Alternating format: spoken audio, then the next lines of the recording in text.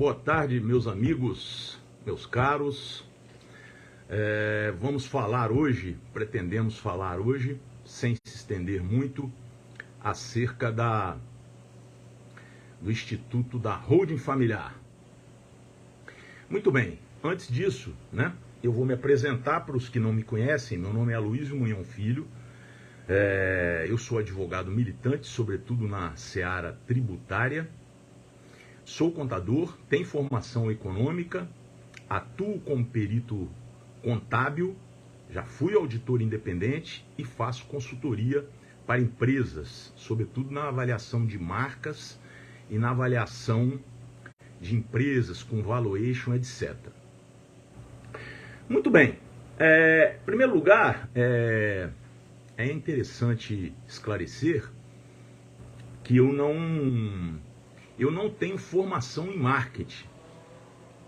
E, portanto, ao fazer as lives, a ensejar as lives, eu não tenho também interesse de induzir ninguém a tomar decisões, induzidas, como se estivesse aqui vendendo sabonetes, perfumes, com todo respeito aos vendedores de sabonete e perfume, O que eu vou falar tem uma correlação estreita com a minha prática, com a minha vida profissional. Por quê? Porque como advogado, eu atuo em inventários e também atuo com holdings desde o final da década de 90. Que tipo de holding? A holding patrimonial. Por quê? Porque há muitas famílias que vivem de locação. E ao viverem de locação ou complementarem a renda com locação, elas têm uma tributação na pessoa jurídica muito menor, quase 70% menor legalmente do que na pessoa física. Então, desde o final da década de 90, o nosso escritório de contabilidade, de auditoria, de perícia e jurídico já atuava nessa área de holding patrimonial. E também na nossa prática de planejamento tributário, inclusive eu fiz um mestrado na FUCAP de planejamento tributário, e a minha dissertação de mestrado continua aguardando a questão da Operação Zelotes. Foi uma operação realizada porque a minha dissertação de mestrado, embora pronta para ser defendida, ela teria ficado contaminada nos problemas lá de corrupção no CARF. Mas um dia, quando eles entenderem, eu estarei lá para defendê-la. Mas recebi toda aquela carga de conhecimento de professores os mais ilustres que os senhores podem imaginar. Então, na minha vivência, eu atuo no inventário, e atuo também, já atuava, desde o final da década de 90, com holding patrimonial e holding operacional, para isolar riscos das empresas operacionais, ou seja, aquelas que atuam efetivamente aquelas que efetivamente correm risco, como uma indústria que faz a entrega dos seus produtos e tem uma transportadora. A indústria corre muito menos risco do que a transportadora.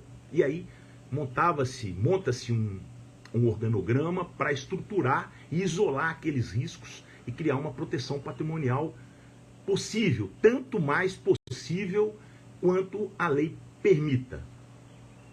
Mas, nesse ínterim, eu nunca, de uns 4 anos para cá, mais intensamente, mas não atuava muito na holding familiar, que é o objeto aqui da nossa conversa. Porque é um instituto muito novo, e ele independe se a família, para ser estruturado, né, independe se a família tem atividade empresarial. Então, como a minha prática era muito voltada para a atividade empresarial, ainda é, mas naquela época era mais ainda, a holding familiar, ela engatinhava na realidade. Mas com o tempo, eu fui, né, enveredando pelos inventários e vivencio, né, quer dizer, vivenciava não, eu vivencio inventários, assim, situações absolutamente desarrazoadas, para dizer o mínimo. Sofrimento, é como se fosse uma guerra sem fim, né? Uma guerra sem fim, com problemas emocionais, com problemas financeiros, com diminuição do patrimônio líquido, do espólio, em razão da tortuosa administração de um inventário. Se o inventariante, que é aquele que assume o conjunto de bens, direitos e obrigações, quando o decujus, aquele que falece, deixa o patrimônio, deixa a sua parte, enfim, né? Deixa o seu quinhão, se ele for muito bem intencionado e muito bem organizado, já é um grande problema. Quando o inventariante é relapso, aí é o caos absoluto. E vivenciando isso, né, os inventários, a tortura que é os inventários, né, não só para a família, mas sobretudo para o patrimônio deixado, né? Porque o inventário, ainda que ele seja feito no cartório, né, de forma extrajudicial, se não houver menor, ele vai custar algo em torno de mais de 22% do patrimônio deixado. Vou repetir, 22% do patrimônio deixado. E isso com quais premissas? Todos são maiores, todos são confluentes, não há nenhum tipo de desacordo entre os herdeiros, né? Não há irmãos de outra mãe ou que se haja, ou de outro pai, também sejam confluentes. Isso vai montar em 22% do valor do patrimônio deixado. E aí eu indago, né? Aí eu indago. Isso é minha prática, né? É corriqueiro, tem reiterados casos. Qual a família que tem em torno de 20, 22% do patrimônio que foi deixado por aquele que não é eterno, né? Porque também tem isso, as pessoas, elas acham que são eternas, né? Elas são eternas. Positivamente, nós não somos eternos. E aí eu indago, qual a família tem entre 20 e 22% do patrimônio que é deixado pelo decujus, aquele que faleceu? Não tem. Não tem. Não tem esse patrimônio.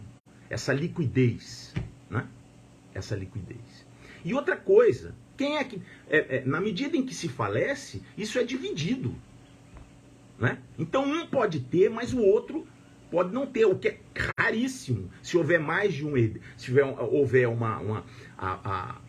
marido ou a esposa viva, são meieiros e filhos, mais de um filho, etc. Na minha prática e na prática dos colegas com os quais eu converso, rarissimamente ocorre isso, de maneira nenhuma. De maneira nenhuma. E quando ocorre, é um problema maior ainda. Porque se eventualmente um tiver, aí tem a parte da esposa, né, que não é filha, e aí tem que ver o regime de casamento. Normalmente o regime de casamento é comunhão parcial de bens. Então ela não quer botar o dinheiro dela lá porque ela não tem direito. Então o inventário é um caos. Ele é um caos. E eu não estou dizendo isso aqui para induzir ninguém a fazer hold familiar, porque nessa altura da minha vida, depois de quase 50 anos de trabalho, porque eu iniciei com 13 anos, eu não estou muito preocupado com essa... Claro, eu preciso trabalhar, tenho que trabalhar e estou aqui, né, muito mais no sentido de trazer essa questão à baila, porque é um problema cultural, e torço também para que outros colegas façam, né? Porque é incabível, é absurdo que uma família, mesmo que ela tenha um único imóvel, e aí quando eu digo aqui um único imóvel, eu não estou diminuindo, não, de maneira alguma, né? É até pior, ter um único imóvel. Por que é pior? Porque normalmente aquele imóvel muitas vezes vem da família, né? Vem dos avós, dos pais, você foi ali criado, né? E quando vem o inventário, tem que se vender o imóvel, que tem uma relação afetiva gigantesca, porque você foi criado ali, seu pai foi criado ali, seu avô, tem que se vender. E aí existem casos, e é tudo o que eu estou dizendo aqui, é absolutamente verídico. As famílias tomam uma decisão muito interessante, entre aspas. Elas não abrem o inventário. Nós não vamos abrir o inventário, porque aí não tem nada o que pagar, e nós estamos no melhor dos mundos. Isso é uma loucura. Isso a pessoa que toma essa decisão tinha que ser impedida, né? Tinha que ser impedida, porque isso é absurdo. Porque, além das multas, se outra pessoa falecer na cadeia, sem a abertura do inventário, ao invés de se pagar vai se pagar 2 inventários. 2. Se falecer mais vão se pagar 3 inventários. E aí chega um momento que não tem nem patrimônio para pagar um inventário. E tem muitas famílias que tomam essa decisão. Não, deixa como está, que não vai ter problema algum. Essa é uma irresponsabilidade que, primeiro, eles não estão pensando nos descendentes, né? Cá para nós. Quem toma essa decisão não está pensando nos descendentes. Está pensando só em si, né? E essa coisa pode tomar uma proporção que depois não haja nem patrimônio para bancar os custos do inventário, né? Bom, mas vamos voltar aqui então, né? Então, é absolutamente desarrazoado, né? Embora culturalmente seja difícil num país ibérico, né? Nós somos um país ibérico e temos essa tradição portuguesa de manter o patrimônio na pessoa física. O patrimônio tem que estar na pessoa física, porque é meu, ninguém vai me tomar. Isso é algo absolutamente ultrapassado. Não é à toa que quem criou o Instituto da Holding, ele nasceu na Inglaterra. Por quê? Porque a Inglaterra entendeu que, para crescer economicamente, ela precisava de ter um mercado de capitais. Ou seja, ela precisava de captar recursos de toda a população através de ações em bolsa de valores. E aí ela criou um Instituto da Holding. Há 200 anos. Há 200 anos atrás. E os americanos importaram isso. Importaram a estrutura da Holding com a mesma conduta, com o mesmo objetivo. Só que nesses países, as pessoas não têm os seus bens, ou os bens familiares, no nome da pessoa física. Não. Porque há uma série de benefícios para que esse patrimônio vá para a pessoa jurídica. Inclusive no Brasil. No Brasil também há. Quando você integraliza o seu patrimônio numa pessoa jurídica, você tem imunidade de TBI. Que eu vou falar numa outra live, né? Para nós não nos estendermos demais. O que eu queria hoje deixar claro, né, é que não faz sentido, então, se você tem alguma certeza de que um dia o patrimônio que você tem, né, vai ter que ser passado por seus herdeiros, né, Eu diria até mais. Evidentemente que a correlação entre óbito e idade, ela é bionívoca, né? Ela é perfeita. A tendência é de que o mais velho venha a faltar. Essa é uma tendência, né? É uma curva que flutua muito pouco. Mas hoje, os jovens que pretendem empreender e que vão ter uma união estável, vão se casar, eles já constituem a holding familiar deles, mesmo que eles não tenham nada, com um capital de R$1.000, para ir integralizando dentro da própria empresa tudo aquilo que eles forem amelhando com o trabalho, com o seu trabalho, né? Então, o primeiro aspecto aí fundamental para fazer uma correlação é quanto custa um inventário, quais os efeitos de um inventário na família. E eu vou dar um exemplo. Entre alguns inventários que eu participo, há um deles que ele tem imóveis espetaculares, tem provavelmente o imóvel mais, só para dar um exemplo, né? O imóvel mais valorizado do bairro de Vitória, que tem um metro quadrado mais valorizado. E esse inventário foi aberto em 2012, tem 10 anos. E ele não avança. Por que ele não avança? Porque tem uma série de problemas. E cada vez mais, o que vai ocorrendo nesse inventário? Ações por dependência, embargos de terceiro, que vem na ação de inventário. Ação de prestação de contas, que fica por dependência na ação de inventário. Então chega um momento que aquilo é uma confusão patrimonial de tal maneira, é o caso, e veja, isso não é racional. Porque se todos têm direito, e tem, né? E tem, com alguma pequena variação de proporção, por que não negociar um bem com esse valor de mercado? Um dos bens mais valorizados no bairro, que tem um metro quadrado mais valorizado na capital do Espírito Santo. Isso é absolutamente irracional, só para dar um exemplo. E com essa dependência das ações, que embargo de terceiro, ação de exigir contas, aquilo vira uma confusão patrimonial que aí mesmo não avança. Não avança. Muito bem. E também eu tenho ultimamente, os herdeiros comentam, se nós soubéssemos, nós teríamos feito uma holding familiar lá atrás, que isso já teria sido partilhado em vida a um custo de 1/10 do inventário. Porque nesse caso específico, eu vou dar um exemplo, né? Faleceu o convivente, né? Que seria, no caso, se fossem casados, era união estável, faleceu o marido. Então, sobre o patrimônio que ele deixou, né? Sobre o que ele deixou,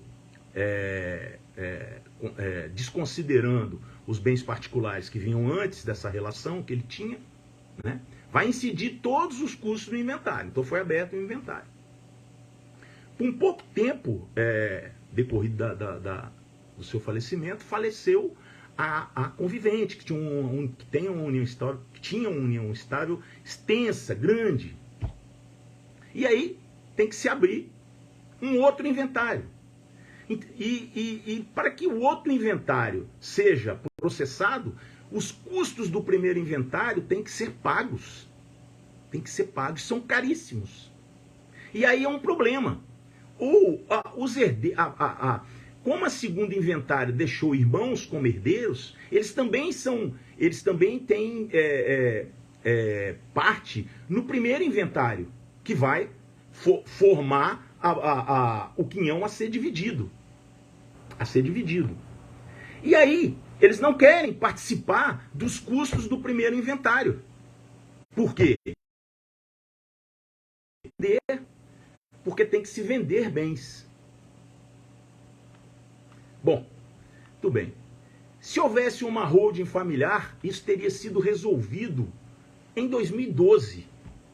E provavelmente haveria ali nesse imóvel que eu estou dizendo, uma incorporação maravilhosa com, sei lá, 15, 20 andares. Bom, como que se dá essa constituição da holding, né?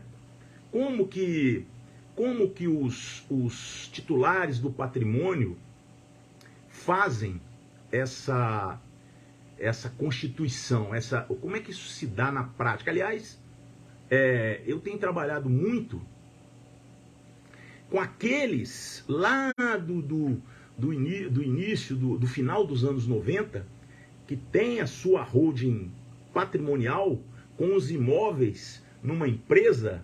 Eles só não fizeram a sucessão patrimonial, mas eles têm todo o patrimônio numa pessoa jurídica. Né?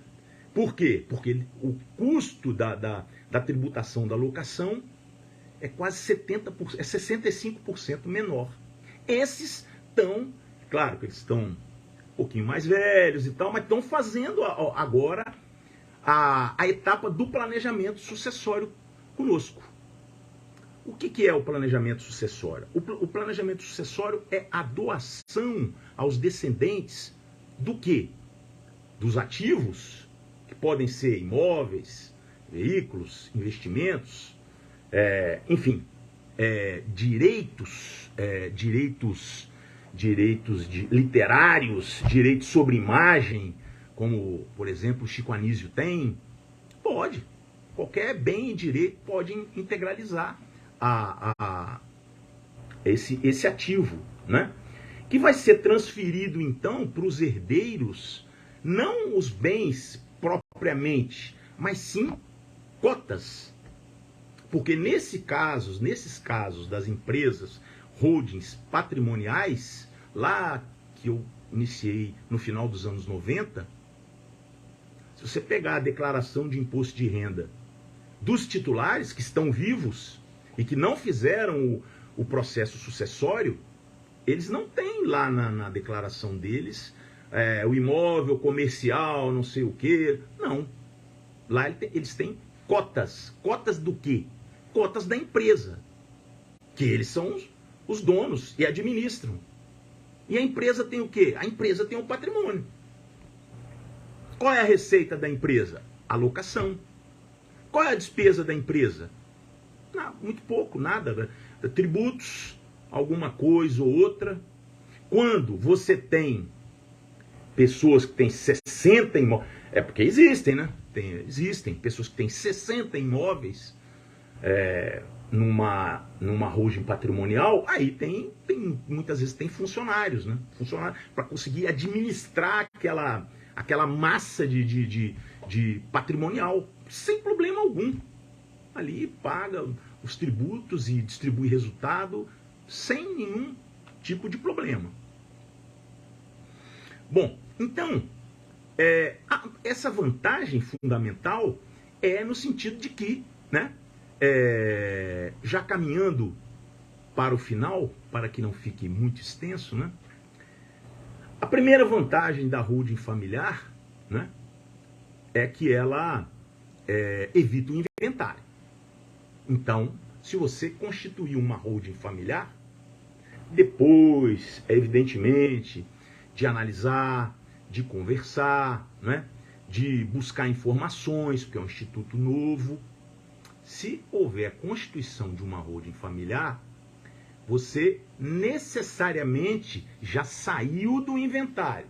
Então você não tem o inventário pela frente. Logo, imaginemos que a família tenha um único imóvel. Se ela fizer uma holding familiar, ela não vai vender esse imóvel. Ela não vai vender o imóvel, porque ela já fez a doação em vida. Os custos da holding familiar são 1/10 do custo do inventário, não é?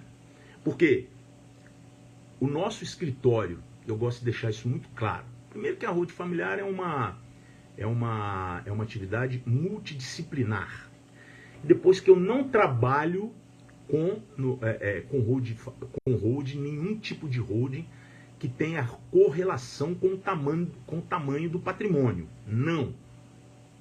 É uma questão ética minha, né? Eu não acho justo. Eu não aceitaria pagar, logo eu não vou cobrar. A minha relação em termos de honorário é por número de horas despendidas, né? Isso vai ser feito, isso é feito com o cliente antes. Ele sabe o número de horas que vai ser despendido para fazer o trabalho até o final. Então, por hipótese, se o Silvio Santos nos contratasse para fazer uma holding familiar para ele, que ele já tem, né? O nosso preço não se alteraria. Alteraria o número de horas, evidentemente, mas o preço não. É claro que o valor da hora, dependendo da família e também dependendo se é viável, porque nós fazemos antes um processo de viabilidade. Porque eu não quero ser cobrado amanhã por algo que eu prometi e não cumpri. Então, se a holding familiar não for viável para aquela família, em vários aspectos, nós vamos dizer, olha, não é viável, é melhor ficar por questões tributárias, societárias, cíveis, da forma como está. Ok?